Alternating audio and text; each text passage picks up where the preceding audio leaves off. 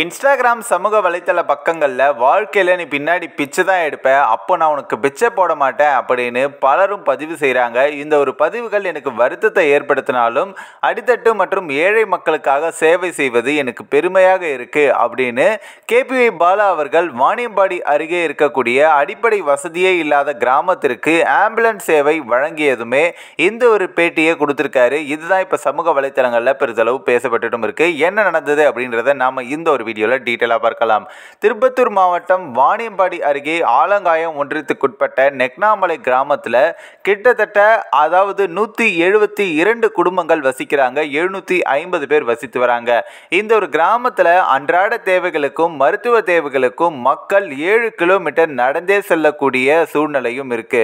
இந்த நேரத்தில் தான் கர்ப்பிணி பெண்கள் தாய்மார்கள் பிரசவ வலி ஏற்பட்டாலுமே கூட உயிரிழப்புகள் ஏற்பட்டாலுமே கூட டோலி கட்டி தூக்கி செல்லக்கூடிய அவல நிலை இன்னைய வரைக்கும் இந்த காலகட்டம் வரைக்கும் இருக்கு அப்படின்றது பல மக்களுக்கு வருத்தத்தையும் அளித்திருக்கு.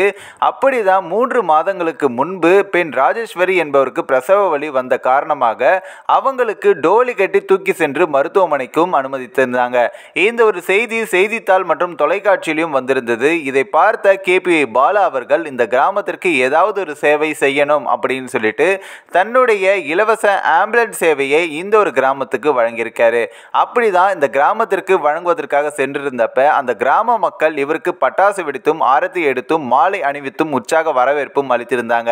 பின்னர் செய்தியாளர்களுக்கு பேட்டி அளிக்கும் பொழுது ஆம்புலன்ஸ் வசதி இல்லாமல் கடந்த 3 மாதங்களுக்கு முன்பு பெண் ஒருவருக்கு பிரசவ வலி ஏற்பட்டு டோலி கட்டி தூக்கி சென்ற செய்தியை தொலைக்காட்சி மற்றும் செய்தித்தாள்களில் பார்த்து எனக்கு ரொம்பவே வருத்தத்தை கொடுத்துச்சு அப்படின்ற மாதிரியும், அது மட்டும் இல்லாமல் கண்டிப்பாக இந்த நிலை மாறணும் அப்படின்றதுக்காக என்னுடைய இலவச ஆம்புலன்ஸ் சேவையை நான் 5ஆவதாக இந்த ஒரு இடத்துக்கு வழங்கியிருக்கேன் அப்படின்ற மாதிரியும், அது மட்டும் இல்லாமல் என்னை நிறைய பேர் இன்ஸ்டாகிராம் பக்கங்களில் உன்னுடைய சொந்த காசுல இருந்து நீ எடுத்து செலவு பண்ண அப்படின்னா கண்டிப்பாக நீ பின்னாடி பிச்சை தான் எடுப்ப, அப்போ நான் உனக்கு பிச்சை போட மாட்டேன் அப்படின்னு பலரும் சொல்கிறாங்க.